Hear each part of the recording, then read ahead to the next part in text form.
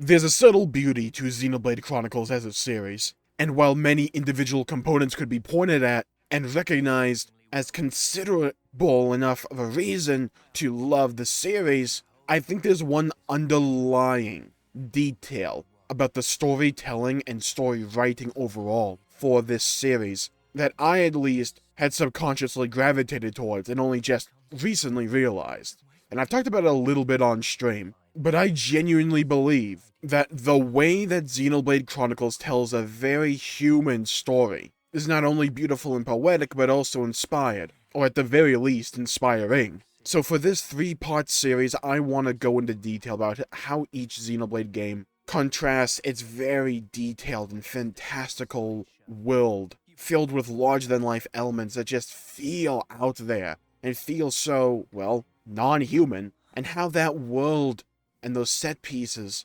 serve as the perfect scene for this very human story to take place upon. And we're going to go in reverse order here. We're going to start with Xenoblade Chronicles 3. Now, Xenoblade 3 deals with many different individual themes and messages, from war and its nature as a perpetual cycle for humanity, to even the elements of war. How people can be sent out to war as the higher-ups sit back somewhere just treating it as an elaborate game. I mean, hell, the first half of this game is straight up essentially the gamified version of Black Sabbath War Pigs. There's even scenes in Xenoblade Chronicles 3 where Mobius are just playing essentially checkers as a battle between Kevin and Agnes is raging and his lives are being lost there. They just treat it as a game and they are very upfront about that. And then you go into the back half of the game and it really talks about the fear of just moving into the future, the fear of the next step in the journey, which is a very real one, especially if you come upon the end of a time, or at least a period in your life,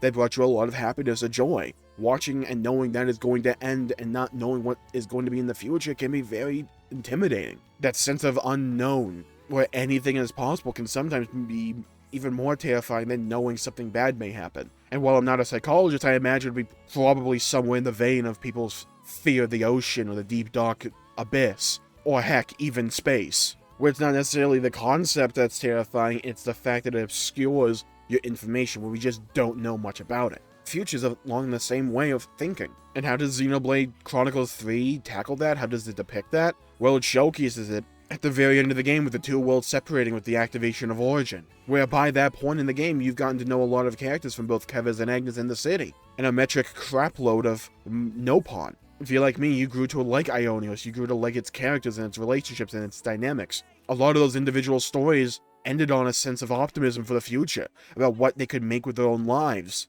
And the idea that the game ends with Origin activating the worlds being sent on their way with Ionios ceasing to exist in that moment of time. Well, it feels like a door closing on one chapter of all their lives, which is a feeling that I'm sure plenty of us, myself included, can relate to, where a lot of these characters just finally found their footing and their reason for being, and just reinvigorated themselves, all for it to be ripped away as they are forcibly forced into the future, no longer bound by the rules of the endless now. No longer caught up in this 10-year cycle of life, death, and rebirth, being forced to fight another party's war. And after just finding their place in the world, it's uprooted, and all those memories just fade away. Xenoblade tends to always tackle very human feelings and emotions, and explore them and expand upon those ideas, especially when it comes to concepts of time. The pain of moving on from the past. What kind of future do we really want to make for ourselves? And the fear for moving on from a now that we are content with. Heck, we could even be happy with. We may have found some new kind of purpose here, in our routine or in our way of being in this present moment. But life goes on, the world keeps spinning, and sometimes we gotta keep stepping into the future, even if it uproots everything we know and love. Puts us on our heads and spins us around. We start feeling nauseous, we don't really know what's going on, we feel anxious. And to me, one of the reasons that Xenoblade Chronicles is such a memorable story with a memorable theme and motif is because of the way that it's able to contrast those very real human messages against its backdrop of a gigantic, fantastical world that relies on scale and color to stand out from the rest of the crowd of video games to deliver one of the most compelling and unique and interesting worlds out there, whether it's the Bionis and Mechonis, or whether it's Alvest, or even Ionios. Heck, it takes one look at the concept art for Xenoblade 3. Even if you've already beaten Xenoblade 3, you'd be like, dang, I want to go back to Ionios, don't I? That world looks absolutely amazing, looks incredible, the scale of it all. The pure imagination has gone into this world and into its designs. And all that serves as a backdrop, like red on blue. It's contrasting colors. One makes the other stand out, while the other makes that one stand out as well. They rely on each other. They are different fundamentally. The world being fantastical and out there and imaginative, and the message and themes being very human and relatable. They're not one and the same. They have birds of a different feather. But they're woven together in such a way where they don't feel counterintuitive to one another. They bolster each other's strengths, make up for each other's weaknesses, prop each other up, and create a cohesive whole greater than the sum of its parts. Some of the most human and relatable moments I've ever seen in a story or in a video game has come from the Xenoblade Chronicles series, because it makes such an effective use of this concept of having worlds that just reek from every pore and orifice with imagination to these very down-to-earth and relatable moments. Like in Xenoblade Chronicles 3. Heck, one of the most renowned sections in all of gaming that I've heard about the last year was Chapter 5. That chapter, that section, the beginning of Chapter 6, that entire Agnes Castle bit, is so renowned within the Xenoblade community for how it tells one of the most emotionally jam-packed and well-paced and unpredictable moments after moment of any Xenoblade game. And not just Xenoblade, but of any game ever. It is writing of the highest quality, of the highest caliber, and I genuinely believe that one of the reasons that it worked so well, one of the methodologies that Monolith used to make sure that these themes and messages and scenes like Chapter 5 stand out so raw, so vivid to our imagination, so vivid to our eyes and senses, is because it's contrasted with how unique these worlds are, how out there these worlds are, how imaginative that these worlds are. The 10-year cycle, Mio's on the clock. She's going to die soon. And if you've ever dealt with anyone in a situation like that, you understand that fear and trepidation all too well. Where you know that the sand in the hourglass is running thin. Only a few drops remain. Well, not drops, but grains, but you get the point. So you see how just the 10-year lifespan of these characters, and of Mio especially, can be relatable in a very human sense? It's a very far out there and fantastical concept, but at the root case of it all,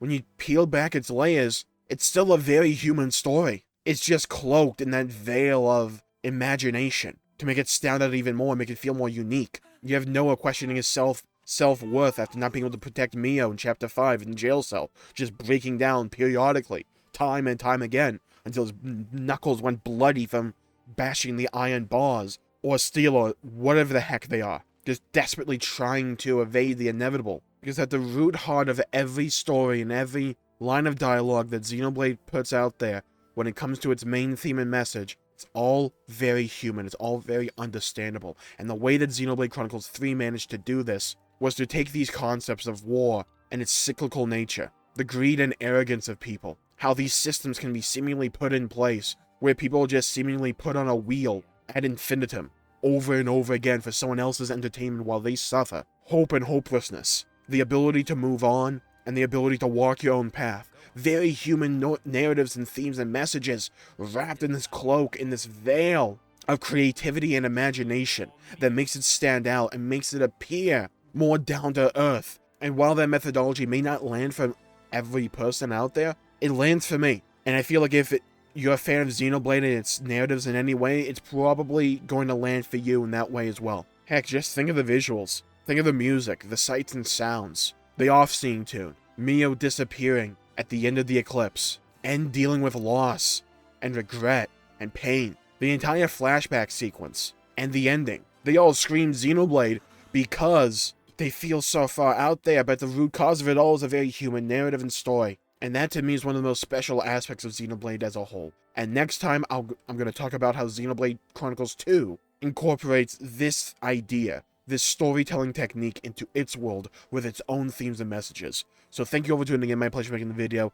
If you enjoyed it, please leave a like and subscribe. It really helps the channel out and helps support future content, and I greatly appreciate it. And be sure to hit the bell icon to be notified for when I upload in the future, and leave a comment down below with your favorite scene from Xenoblade Chronicles 3 and why. I would love to hear your thoughts and hear your opinions and hear your perspectives. Stay safe, everybody. Have a great day, and I hope to see you all again next time. Bye-bye, everybody.